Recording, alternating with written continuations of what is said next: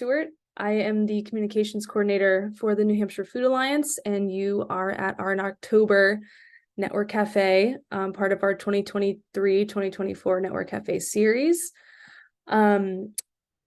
We hold these network cafes every Friday of the month, September through April, and generally they're really informal conversations with our partners in New Hampshire, but also across our food system and other states as well. Network cafes are just one part of our work here at the Food Alliance, but overall we're a statewide network. We're coordinated by the Sustainability Institute at UNH, and we engage and connect people dedicated to growing a thriving, fair, and sustainable local food system here in the Granite State. A couple acknowledgements before we get started with our presentation for the day. As a program of UNH, we always like to do our land acknowledgement and our DEI acknowledgement at the beginning of each of our events.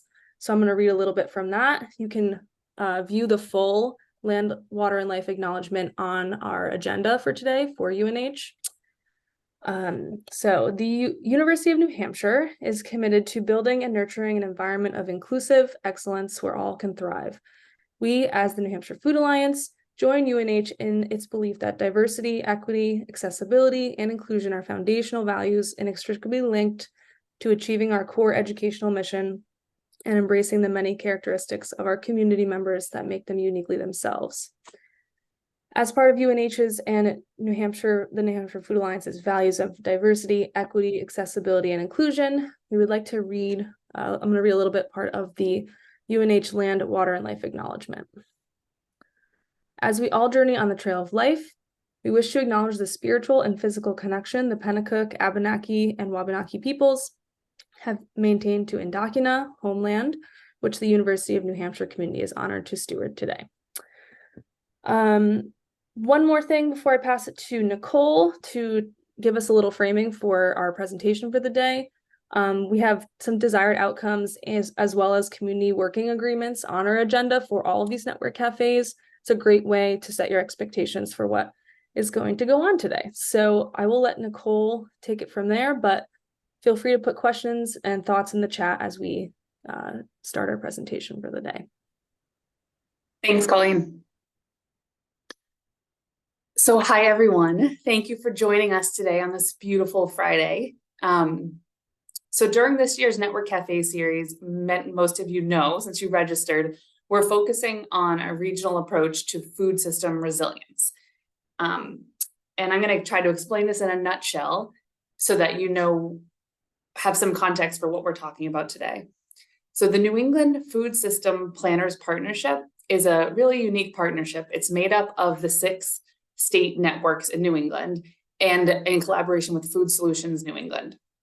And this spring, that partnership was joined by designated representatives from each of the 6 New England state agricultural agencies as well, which we're really excited to share. This past May, the group released a report of foundational data called A Regional Approach to Food System Resilience. It's a lot to take in for all of us. It's 4 volumes and an executive summary. It's hundreds of pages, countless data sets. And so as the New Hampshire Food Alliance, we decided the most helpful thing we could do for our network was to help you all access and understand what data this report offers so that you can use it however is helpful to you in your work, which was the whole intention of it. So this September, Ellen Kaler, the executive director for the Vermont Sustainable Jobs Fund, came and kicked off the series by explaining the partnership, the New England Feeding New England project, and giving an overview of the executive summary. And if you missed that, the recording is available on the website. And this month, I'm very excited to be welcoming Brian Donohue, who led the research team for volume number 1, which is titled Estimating Resilient Eating Patterns. So because at a basic level, how I like to think of the New England Feeding New England project is this. It was asking, what are we producing as a region in New England? And what are we eating as New Englanders? And then where do those two things overlap? And how might they overlap more in the future? And so Brian led the research team trying to us to start to address that question. Colleen, will you go to the next slide, please? And the New England Feeding New England project used the New England Food Vision, which has a goal of 50% local food by 2060, and came up with a number that was an interim step on the journey towards that. So the project looked at 30% local food or regional food by 2030. And Brian will get into that a bit more. So without further ado, I'm going to hand it over to Brian, and we've asked him to take 15 to 20 minutes to answer 3 questions for you. Who was on this research team that you led? What were they tasked with doing? And can you show us the most meaningful or interesting handful of charts or data sets to come out of your work, in your opinion? So he's going to answer those questions for us, and then have lots of time to answer your questions about the data, the implications of it, and whatever else you come up with. Thank you, Brian. Over to you. Okay. Thank you, Nicole and Colleen. I will do my best. Hello, everyone. Yes, I was also a co-author of the New England Food Vision, and I should say that I'm not a nutritionist. I'm an environmental historian, but I think because of my experience with these data sets and getting consumption to relate to production may have been why Ellen asked me to take on this particular task. I also worked on the production team, and I want to get into that a little bit. So next slide, please, Colleen. So as Nicole said, that this is the overall goal of the project, was to ascertain whether we could produce 30% of our of the food we eat from within New England. Go ahead. Next. Oh, do you want to say something about that, Nicole? Just that, thanks, Brian. Just that the NEFNI project, the partnership is starting to release state briefs, and the New Hampshire state brief is available. It's available on their website. It'll be available on our website any day. And we'll send it out after this, with this recording, to all of you. So take a look at that if you're interested to see some of the New England-wide data, as well as some data specific to New Hampshire. Great, thanks. Yeah, and one of the most interesting things about this, just as an aside, is that it's a regional vision, but there's of course 6 states, and the position of the 6 states within the region are quite different. The northern New England states and the southern New England states sort of have are in very different positions regarding who consumes most of the food and who produces most of it. So anyway, this is the research team, or maybe it's on 2 slides. No, maybe it's just on 1 slide. So there we all are. Yeah, and you're going to hear from some of the other team leaders who are up there at the top, I think, in forthcoming presentations. So next slide. We also had an advisory committee. You probably know some of these folks from around the region that we checked in with every few months as we worked through this process to get feedback on where we were going and what we ought to keep our eye on. So that's those folks. Next. Okay, key findings. I'm not going to go into these in depth, but they're in the executive summary. And so volume 1, could we produce more of our food within the region if we in a healthier, more resilient way? That's an interesting question. What is the hostess spotlight? No, go up, back, please. And then, so I'll be talking to that one. Chris Peters in a month will be talking to volume 2. Could we meet that goal of 30%? Volume 3 and 4 will be coming up after that, and I'm not going to say anything about them today, except do we have the right mix of industries and what market channels offer the best opportunity? Those are the real bottlenecks when you come down to it. Yeah, we could in theory produce more food, but how would we process it? How would we get it to flow through the market as it exists? And I think the bottom line is that will take a great deal of intervention by us as a society if we want to move in this direction. Okay, next slide. So that's our volume 1. And the researchers who worked particularly on this volume, there were 4 of us. So there was me, there was Laura Barley, who's now doing farm viability for the state of Massachusetts at Massachusetts Agricultural Resources. But at the time we were doing the work, she was at American Farmland Trust. There was Scott Richardson. He is a nutritionist, and he's his partner in Northbound Ventures. And then Sarah Amin, and Sarah is assistant professor of community nutrition at the University of Rhode Island. So she's very deep into this stuff. So that was our group. Our job was really to provide the production team with some kind of sense of what we might be eating in New England in 2030 so that they could do their regional self-reliance calculations. We needed to provide them with some kind of level of consumption, so they could figure out, how would that compare to what's being produced. So that was our basic job. We looked at some trends of how people's eating has been changing over time. Oh, I should say we had to do this from national data. There's no specific New England data that we could find to use to say just so. The assumption here is that people in New England eat more or less like people across the country. That may not be exactly true, but close enough for our purposes. We looked at some trends over time. You may know some of them. We're drinking less milk, or eating more cheese, those sorts of things, but we didn't see any way to really project those out to 2030 in a way that made a lot of sense. So we decided the thing to do would be to provide the production team with two ends of a spectrum for their calculations. And one end would be, well, what if we continue to eat just about as we are eating today? And the other end of the spectrum would be, well, what if we ate in a different way that looked a lot more like the USDA dietary guidelines?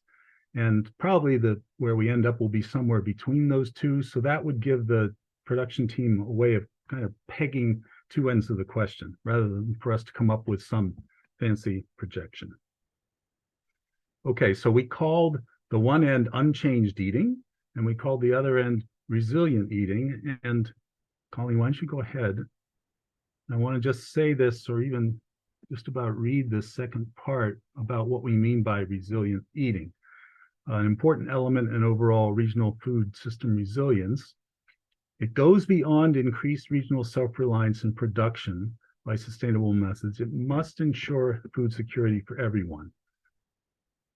So it's healthier eating plus improved access, greater food and nutrition security, support for local and regional food systems, all that. It reduces vulnerability, and it's tied to community food security and empowerment. And I think this is really important. This goes back to the food vision as well, that food justice is really at the center of all this. It doesn't do a lot of good to talk about how much food we could produce or how people could eat in a healthier way if people don't have the means to do that. So in order to make progress in any of these directions, the heart of it has to be that we have food access to healthy food so that people can eat in the way they would like to eat. And I'll circle back to that, but I wanted to put that in there at the outset. So go on. We also, as we did our work, we convened a review panel of nutritionists, mostly from around the region, but also from around the country, to review what we were coming up with and give us guidance. And they really did. And I'll talk to a couple specific ways in which they modified what we were up to. So that was very helpful. Next, please. Get to this. All right. So let's start with unchanged eating. What we did there was to use, this is very straightforward, to use USDA, ERS, food availability data that's loss adjusted. Some of you may know that looks at how much food disappears into the US food distribution system, and then takes calculations of how much of it disappears that is lost at various steps along the way to come up with numbers of how much food is being consumed. It isn't precise, but it's been used for a long time and gives a reasonably accurate picture of what the average person is consuming in a way of all these different food groups and of the total calories consumed and so forth. So that was, again, we judged that to be close enough for our purposes to use. We checked it against NHANES, and some of you may know that's the National Health and Nutrition Education Survey, I think is what it stands for. That is survey data where people report what they actually eat over a period of time.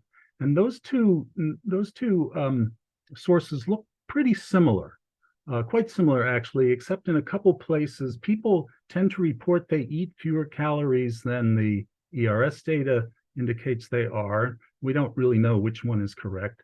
And people also report that they eat a little less meat than the food availability data indicates they do. So there were some differences, but we checked with our panel, and the bottom line was that the ERS data is consistent, works well with the production data, and is close enough. Again, with these kinds of exercises, you can't be perfectly precise. You're trying to give a general ballpark figure. Could you go back to the other slide for just a second? Sorry. So then that was one end of our spectrum. The other end, resilient eating, we followed, again, USDA dietary guidelines, and as to what the population of New England, as it will be in 2030, would be eating if they were to follow those guidelines. When we did that calculation, it actually came out to a consumption level, average consumption level across the whole population of 2,100 calories. And we judged, and our panel of nutritionists insisted that that was unreasonably low, that that would be unattainable by 2030, given the way people are eating today. So we came up to a 2,300 calorie level, which is still pretty ambitious. And the reason you need to specify a calorie level is because that allows you to look at the dietary guidelines and get to servings in the different food groups. And it was really servings that we needed to deliver to the production team. How many servings per day on average is a person in New England going to be eating of dairy, of meat, of protein, of fruits and vegetables, and so forth? That was what they would need for their calculations. So we ended up at 2,300 calories to give our estimates to the production team. Okay. Next, please. So basically, what would that mean? What would the difference look like between unchanged eating and what we call resilient eating? And none of these will surprise you. The biggest changes is it would mean we'd be eating a lot, on average, a lot more fruit, twice as much, half again as many vegetables, 3 servings instead of 2 servings per day on average. Now, dairy, we left that the same. The dietary guidelines actually call for more dairy consumption, but no nutritionist that I know actually supports that. So we left it where it was, which is what, for example, the Harvard Healthy Plate does. Protein is quite interesting. If you follow USDA dietary guidelines, the amount of animal protein recommended actually comes down quite a bit. Seafood goes up, but other meats come down, and nuts and beans go up. So that's the change you would see if we move from unchanged eating towards what we call resilient eating. More seafood, more beans and nuts, less red meat. Actually, they recommend more seafood than we thought New England waters could reasonably produce. So we cut that back a little bit. Just again, because we thought it was be fine if people wanted to eat more seafood, but it couldn't be produced within our region. Grains would stay about the same, but more whole grain. And then, of course, there would be big decreases basically in processed food, in sweeteners and in fats and oils. So that's the differences, again, between these two ends of the spectrum of what we might be consuming in 2030. Our best guess is that where people are actually eating, again, as an average across the whole population, will be somewhere in between. Okay, let's go on to the next slide. This is a question that might arise is, okay, you know, it would be great if we were eating more like this resilient eating pattern. what would it cost for a person to eat that way, or for a household to eat that way? We wanted to tackle that question. And so we took a swing at it. And this slide gets at some of the work we did for that. As you may know, the U.S. Labor Bureau publishes annual consumer expenditure surveys that lay out how much Americans are spending on food on average, and actually in the different wealth quintiles, because as you earn more money, you spend more on food. And they divide that into the different food groups. So, and you see those in the left-hand column, that 16% of what Americans spend on food is spent on vegetables. This is food that's purchases at home, actually. They don't make these distinctions within the money that people spend when they eat out. But still, it gives you an idea. Fruits, 15% of expenditures. Proteins, 34% is a big one, and one that's not being shown there is actually other, which is mostly, again, processed food, and that's also something like 35%. So people are spending a lot on those kinds of foods. Well, since we had the data on what people are consuming from ERS, and we knew how much that would change in terms of servings to get to resilient eating, we could apply those ratios to the consumer expenditure survey and see what you see in the right-hand column. As you see, the percentage of money that would be spent on vegetables and fruits goes up considerably, and proteins come down a bit, though, and dairy and grains, a little bit of change. The other big change would be that the expenditure on other foods would come way down. Well, the next step is that our resilient eating pattern closely resembles USDA's recommended food plans. And as some of you may know, they have 4 of them: the Thrifty Food Plan, and the Low Cost, and the Moderate, and the Liberal. And each one has a similar nutritional profile, but allows for more expenditure on food. And the Thrifty Food Plan is the one that's used to calculate SNAP benefits. So as you can see, if you look at those expenditures, they're quite similar to what's in resilient eating. Somehow they find a lot of low-cost fruit. I'm not quite sure how they do that. But at any rate, the bottom line here is that to eat something like the resilient eating diet could be done for the same cost roughly as USDA's Thrifty Food Plan, which is about $10,000 a year for a household of 4. And they do that by greatly reducing the expenditures on other foods and making those other shifts that you see. So that's interesting. It says that would be possible for the average American, if they were very disciplined and ate at home, to eat a diet such as is laid out in resilient eating. It also says that the lower first and second quintiles, who are below the mean, could not afford that. And so it drives home the point to me that, again, that if we think it's desirable that we move in the direction of this kind of eating, we have to make it possible for people to be able to do that. Vermont, by the way, uses the moderate food plan in their calculations of what could provide a decent living, and that runs about $12,600 a year for a family of 4.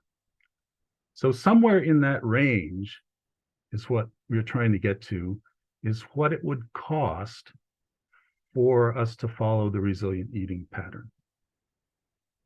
Okay, next slide, please. I thought I would give you a sneak preview of what Chris will be talking about next month as to what all this means for production and how much of that production could take place in New England. Because again, that was really the purpose of our work, was just to get to this. And I was part of this work, and it's actually closer to the kind of thing I'm most familiar with. So I thought, if you'll indulge me, I'd just look at a little bit of this. So next slide.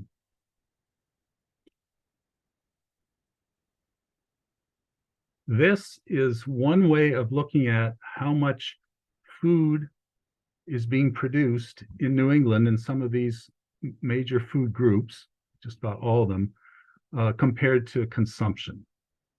And this uses pounds as its metric, which is one way you can do it. One of the difficulties of this work is that working across all these different food groups to figure this out, you have to have some kind of common measure. It could be calories, it could be pounds of food, it could be servings, as we're trying to get to. In the New England Food Vision, we actually used acres. How many acres would it take to produce these various dietary patterns? So this is pounds, and in pounds today, if you sum it all up, New England's producing 20 or 21% of its food. Okay, but you can see that by using pounds, we give an enormous advantage to dairy because milk is heavy. So in a way, this is a misleading way of looking at the thing. But all of these different measures are misleading in some way, and you just sort of have to know what they are. So because New England produces a lot of our own dairy, and dairy is a huge amount of the total poundage, we look pretty good. Actually, in vegetables, we look pretty decent, but a lot of that is potatoes. So it's, in a way, the same kind of objection. I wanted to look at this slide for just a second to tell you what we actually then did, and Chris will explain this in great detail, to try to get to the 30% number, like 30% of what? And the measure, as I was saying earlier, that we decided to use was servings. How much of the servings of each of these food groups of dairy, so many a day as we were just looking at, could we produce within the region? And we did one other thing to try to get to 30%, which is a desperately hard climb. We decided to forget about fats and oils and sweeteners. I think for the best word for this is cheating. We sort of said, heck, we're not going to be able to produce very much of those probably. Let's focus on the things that we really maybe could grow here and that would make a lot of sense to grow here if we could grow more of them, and see if we could get to 30% of servings of that. Brian, yes. Can you explain during the last Network Café series, there was some confusion about regional self-reliance, that RSR score. Will you just briefly explain that to the group?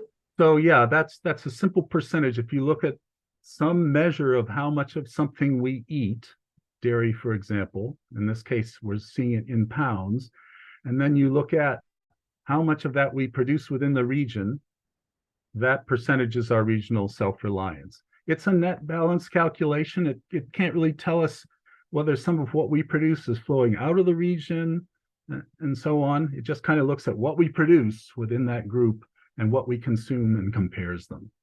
And again, if you use different metrics, calories or pounds or dollars, you get different answers. And they're all meaningful in their own way. And we settled on servings. Does that help? It does, yes. I think what I just want to emphasize for folks is that it's not that we are eating for 50%, 44% of our dairy from New England farms. It's that in theory, side by side, that's how much dairy we're producing, that's how much dairy we're consuming. And so if you compare them, right, theoretically, we could be 44% regionally self-reliant. Right, and there's no easy way to track the actual flows. We looked into that, but the data on that are just impossible. But sure, there's cheese that we're making in New England that's leaving, and there's cheese that's coming from other parts of the world that we're eating. So we're just looking at a simple net balance calculation. Quite right. Okay, so let's say here's the goal. We're going to try to get, we made it a little easier for ourselves, but it's also where we ought to be focusing. We're going to try to get to 30% of the servings of dairy, vegetables, fruits, proteins, and grains by 2030. Can we do that? And if you'll give me the next slide, and Chris will explain this at great length, and the answer is, yeah, kind of maybe, but it's a heavy lift. So the top slide there shows you the acreage that's in agriculture in New England today and the broad categories of what it's producing. And you'll see perennial forages, so a lot of it's hay. You see vegetables and fruits quite small. You will see in the bottom left, this is of the top rectangle, something called pasture cover ungrazed, which is 400,000 acres. That's really interesting. That is land that can be seen in remote sensing kind of land cover data analysis, 500,000 acres almost, that's out there that the agricultural census doesn't know about. It's not showing up in the ag census, which only has about 1.7 million acres in New England that are in actual agricultural production. So we don't really know what that is, but it's just probably a lot of open fields that belong to people who aren't farming it or brush hogging it, that sort of thing. It's an untapped resource. Tapping it may not be an easy thing to do, but it's out there. So then if you go down, that shows you the amount of acreage that it would take to actually realize the 30%. 30% of the top 5 food groups as measured by servings. In the regional eating, in the resilient eating scenario, by the way, it would take a little bit, a couple 100,000 acres less to do it in the unchanged eating one. Now you can see what the big changes are. A lot more acreage gets devoted to vegetables and fruits. That's the first thing, and to grains for that matter.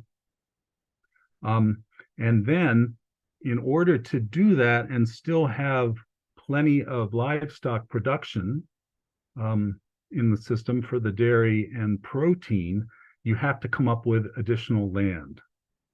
And essentially that is that pasture cover ungrazed category, which now sort of joins the pasturage and forage side of the ledger. And you would need another 500,000 acres more than that that's currently under trees. That's what it would take. There is that much prime ag soil in New England that's under trees. It's out there. It was in production as late as something like 1945. Whether or not we really want to go out and get it is a question that we as a society will have to be deciding over the next several decades. And one of the most important questions in all this is, and who decides?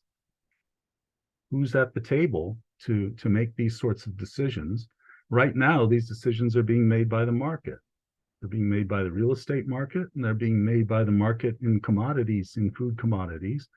And I think just to kind of close up here, the bottom line of our project is this is doable.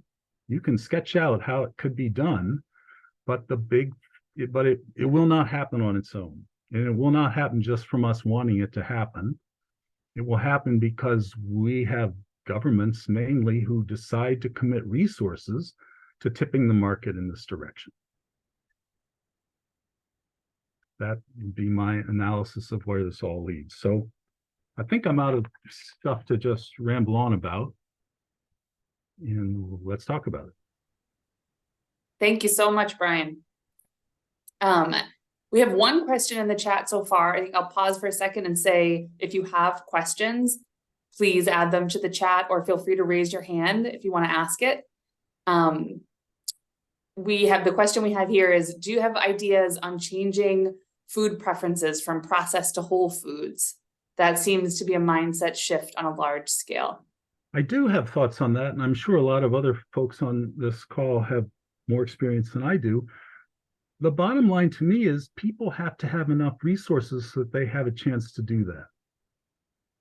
That we're talking about a long-term changes in the way people eat that do happen gradually. I'm an agricultural historian, and if you look at the way Americans eat over time, it does change.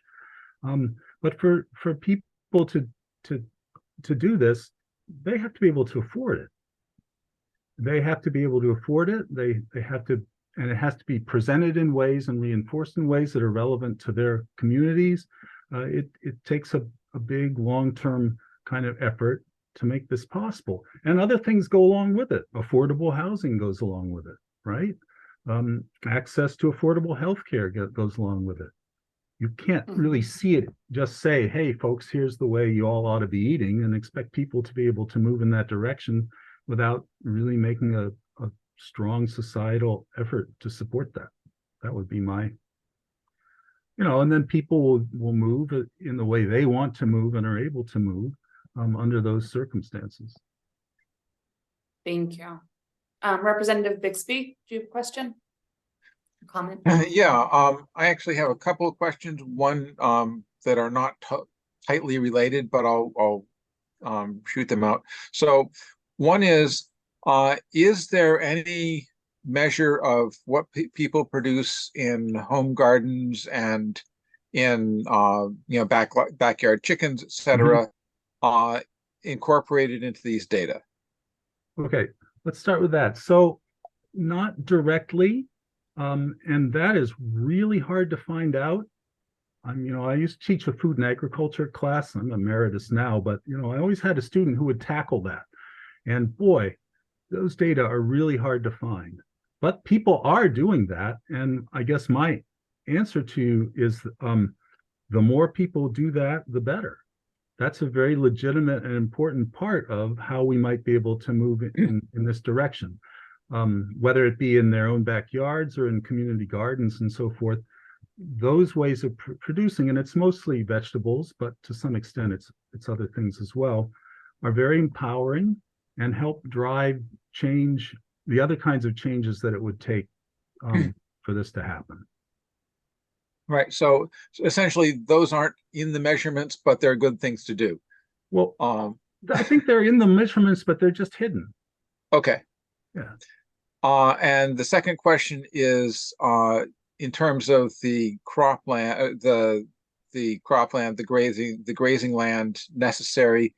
Have you looked into the possibility of using silvopasture as a way of reducing the amount of land that would actually need to be cleared? Well, I've certainly been part of those conversations. So you could look at that acreage, the additional pasture acreage, as being partly silvopasture. Sure, that sounds good. I'm not I have beef cattle, and so I've been raising animals for a long time. I'm not sure you're actually going to be able to get the same production per acre if you do silvopasture, but I think there are people who claim that you can.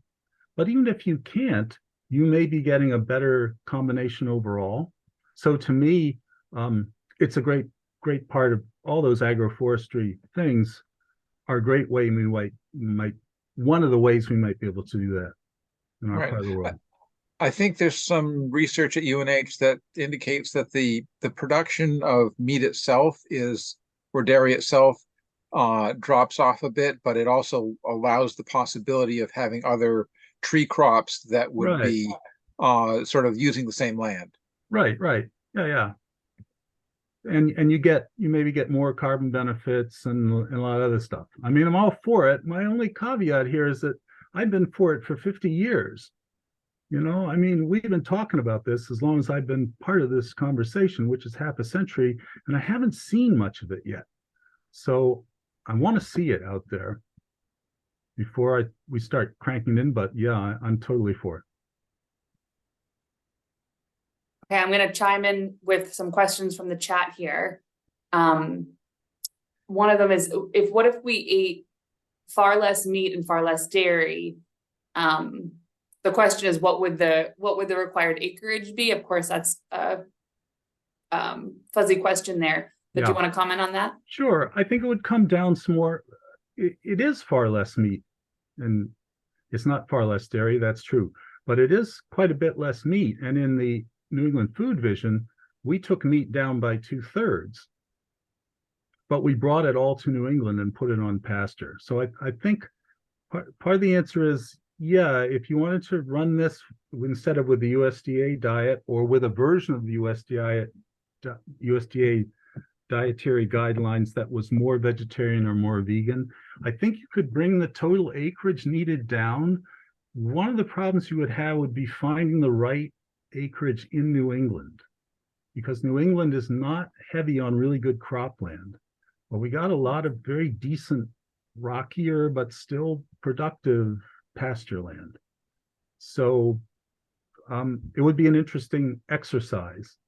My gut feeling is you probably get closer to regional self-reliance if you could get a very large part of the population to eat a vegan or vegetarian diet. Sure. Thank you, Brian. Were these calculations dependent on the thrifty food plan? No. Or was that only provided for comparison? There's lots of talk on how that's an outdated measure. What's that? E.g., it says there's lots of talk on how that's an outdated measure, only sensitive to food costs, not rent, other bills, etc. Yeah, right. It's very low, and that's why Vermont uses the moderate food plan. But the nutritional profiles of the different food plans are very similar. And no, the calculations weren't based on it. It was something that we brought in at the end to try to get a sense of what the resilient eating pattern might cost. And as I sort of said, you could do it on the thrifty food plan, but man, you could never eat out. You'd have to be incredibly disciplined. So the moderate food plan would probably be more like it. So you'd be at 12,600 for a family of 4 instead of 10,000. I think that's kind of what you're getting at. But I will say it's great that they revised the thrifty food plan a couple of years ago and brought those SNAP benefits up. That was long overdue, and I think they're doing it with the other food plans as well. I'm going to keep going because now the questions are starting to flow in. It's great. So this, I think, is related to what you just said. How might changing habits to waste less food affect how much we need to grow? Was that part of these calculations, or is the assumption we'll continue to waste the same amount of food as accounted for in the USDA baseline numbers? I think the assumption, I think we punted on waste. Press Chris Peters on that in a month. I'm trying to remember. In theory, we could waste a lot less food. I think there are a couple things to say about that. One is that what that might mostly mean is that we do a much better job of recycling it and keeping it from going into landfills. So we at least get it back as fertilizer, compost. That would be a great thing. As far as, less waste, that's mostly plate waste in our society. I mean, there's some at the point of production. If you've ever run a vegetable farm, and I have, you will know that an awful lot of vegetables get left right on the farm because they just kind of get graded out, and people who do gleaning and so forth try to recover some of that. So probably there's some, if we added processing capacity, we could grab more of that. And we had a nice focus group on the production team where we talked to people who do processing and sort of thought about that. So yeah, we didn't put that in the calculations, but ask Chris more about that, because he did put increased yields in the calculations, and in a sense, capturing more of that and using it at the farm would be a better yield. But most waste is actually plate waste. It's what gets thrown out of your refrigerator. And how does that really change? I'm not sure. I mean, it's great to talk about, but. Thank you. Okay, well, let's see. The next one. Do you have a sense of how much of existing underutilized cropland is owned by educational institutions, or is it on local, state, or federal land, or a sense of how much this underutilized cropland is under consideration for zoning changes that would make it unavailable for agriculture? Well, or just from being owned by people who don't really have much interest in using it agriculturally, except maybe a couple of horses. Yeah, really press Chris on that one.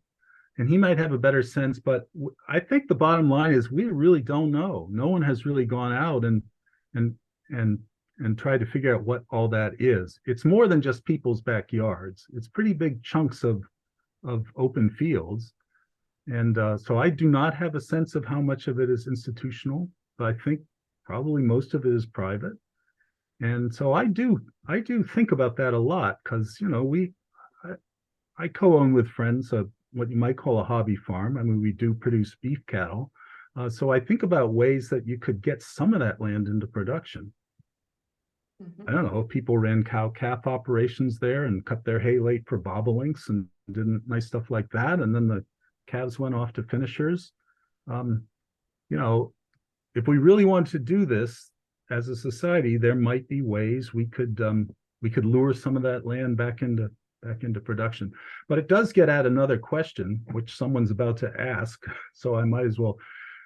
Yeah, why don't other people have access to land? One of the biggest problems we have is that we have lots of particularly young people and diverse range of people from all backgrounds who would love to get out there and farm and produce more of this food, but they can't get access to land in New England. It's so expensive. So we really need programs working through land trusts, and of course, many of them are, to figure out ways to make that land available, not just for some beef cattle, but for growing fruits and vegetables and so forth. Again, it's those kinds of things that are really going to be needed to move any distance toward the New England Food Vision or 30 by 30. It's just not going to happen on its own. We really have to push for those sorts of policy initiatives. You know, speaking of that, this question, I'm curious to hear your answer to. Would moving subsidies for commodities to sustainable regional food programs cover the cost or much of them? Can you speak to that a little bit? Well, sure. If we moved, yeah, if we subsidized in different ways, and Union of Concerned Scientists did a great little study on that 5 or 10 years ago that I used to assign in class. So no question. If we could shift the subsidies around and put more of it into this direction, it would help hugely. I don't think what's in the Farm Bill, that would be enough to really cover enough food access for everyone. And I would love to have someone do a follow-up study, to what I just hinted at today, and try to work that number out, because I think that would be the single largest step I think we could take would be to make sure through whatever combination of a decent living wage and better SNAP and healthy incentive benefits and all the rest of that, of a good diet, however they want to have it, available to everybody. If we did that, people would spend more money on food, and a good chunk of that could be steered, and I think would be naturally steered towards locally and regionally produced stuff. Thanks. I mean, I just feel like that's step number one. Get more means in people's hands to get better food and see what they do with it. Thank you. I'm seeing all this great chat action around food waste, and I'm loving it. That was my long pause, was because I have so much to say about that, and I'm trying to resist. So I'm going to scroll back up and ask another really good question here. Oh, I lost it. Here it is. Did the research consider the need for shelf stability of food supply for individuals who are rural or impoverished and therefore cannot refresh for stock due to income or travel limitations? Not per se, but and maybe when Holly is on and she sort of talks about distribution channels and so forth, you should bring that question back to her. But I think I've kind of been addressing it in what I've been talking about before. If people are in a set of circumstances that limits them as to having to take 3 buses to get to a grocery store or all those sorts of things that we all know about, we're just not going to be able to achieve this. We have to break through all of those kinds of barriers.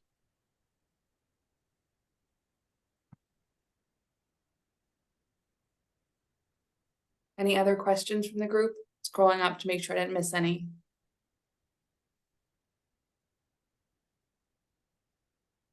It's a great discussion, everyone. And Brian, I'm really appreciative that you got into volume 2 and spoke to that a bit. I think you're right that the data was very linked to the other, and I'm glad to have your input on it all and opinions of it all. I'm going to give another minute for more questions, and then we'll wrap up. Pauline, did I miss anything? Oh, I think we're good. Well, I'm glad we cleared up all the mysteries and we're ready. We solved it. No, really, those were great questions, and I'm glad we left plenty of time for them all. And we'll be back for the next 3 series, working our way through the New England Feeding New England report, called a regional oh gosh, regional. Just give me the title, Production. someone. Something to do with production. Regional approach to food system resilience. Thank you, Leah. Don't tell Ellen I did that. Thanks, Leah. And yes, please take 30 seconds to fill out the evaluation for the Network Cafe series so we can continue to make these useful and productive for you all. Thank you, Brian, for being here with us. We so appreciate your time and expertise and for all of your great work. And thank you everyone for your phenomenal questions.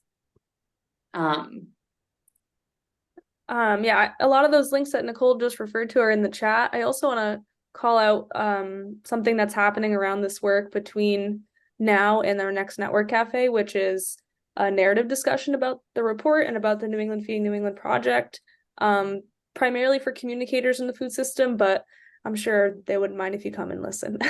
So that is on October 11th, and the link to register for that is in the chat as well. Can I add one more thing? Yeah, go ahead, Leah. Yes. Hi, everybody. My name is Leah Robner. I'm the project director for New England Feeding New England. Thanks for hosting this awesome webinar with Brian today, Nicole, and Colleen. I just wanted to add that we hosted a more general overview of all of the report volumes and executive summary on September 26th. That was really fantastic, and we had a lot of probably many of you, as well as a lot of other food system stakeholders in the region join. And I just wanted to let you all know that that webinar is live on our website if you'd like to check it out. And we'll drop the link in the chat again for everybody. Hi, Caitlin. Awesome. Thanks, Leah. All right, Nicole, are we ready to ship everybody off to their Friday? We're ready. Everyone have a wonderful weekend, and thank you for spending your Friday lunchtime with us. And thank you, Brian, again for being here. Sure. My Take care, pleasure. everyone. Bye.